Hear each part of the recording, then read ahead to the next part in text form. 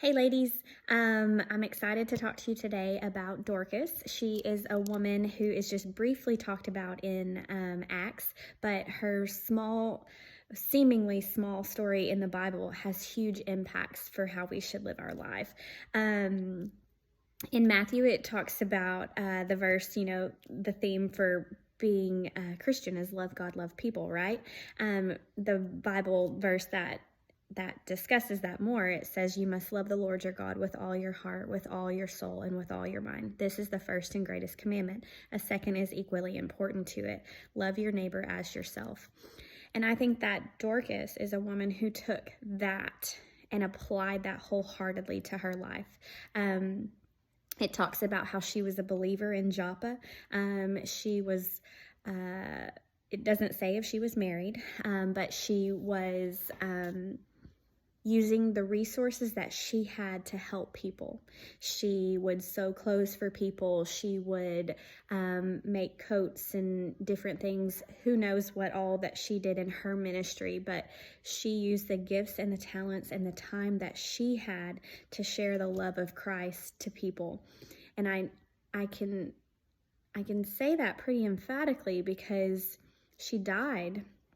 And there were so many people who were upset and distressed that she died, that they begged people to go get Peter because they knew the faith that she had. They knew that she was a Christian. She had probably shared that faith with them. She had probably brought all of those people to be a believer in Jesus Christ, that they knew that this wasn't the end.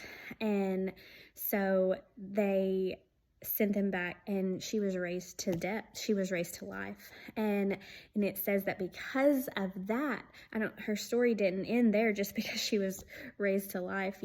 I'm sure she continued on doing everything that she was doing. She was probably going back to making clothes for people. She was probably going back to sharing her faith. And now her story had a completely different feel for it, and it had a different, perhaps a different portion of it. And imagine the zeal that she had for Christ being raised from the dead, kind of like Lazarus. She was the only woman in the Bible to be noted that she was raised from the dead. And it said that because of that, let me get to her scripture, because of that news spread throughout the whole town, and many believed in the Lord because of her story, because of her faith, because of her actions, loving people. It talks about in the Bible that faith without works is dead. Yeah, her story would have been completely different if Dorcas just stayed in her house and believed in Jesus. Didn't talk about it to people, didn't help people, wasn't generous to people, wasn't being,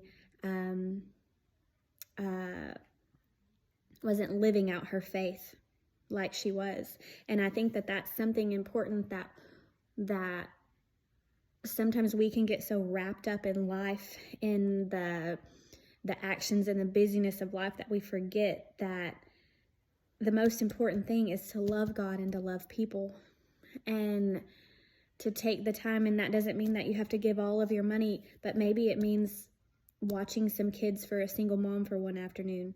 Maybe it means taking somebody some dinner. Maybe it means getting somebody some coffee, sitting down and just talking with somebody, helping a foster mom who's overwhelmed, helping an elderly man who lost his wife and he just doesn't know what to do. And there's so many things that if you just look around, people need you. People need Jesus, and they need to see Jesus in everything that we do. And I just think that is something that Dorcas displayed bright, and she was a beacon of light of faith, and people knew her because of that, and they were devastated when she was gone. Obviously, I'm not saying that I want you to do all these things to have recognition and glory, because that's not the purpose of it. But the purpose of doing these things is to give God the glory, God the recognition. That way people can come to know you through the actions that you make. And I think about the last couple of weeks that we've been dealing with this tornado. And there was a little clip on Instagram from Rick when he said that there was a family or whatever, and they had lost hope, and they were really stressed and upset and worried, and then they saw a sea of red shirts, and they said, "Here comes hope." And I think that is something that we forget, is that when people see the goodness of others, that they see hope. When they see the goodness of Jesus and the kindness of Jesus and the mercy of Jesus, that they see hope, and they see light at the end of the tunnel, and they see your faith. Anyways, just a very, very really cool verses, and I was excited just to read about it and share it with you. All right, have a great day. Bye.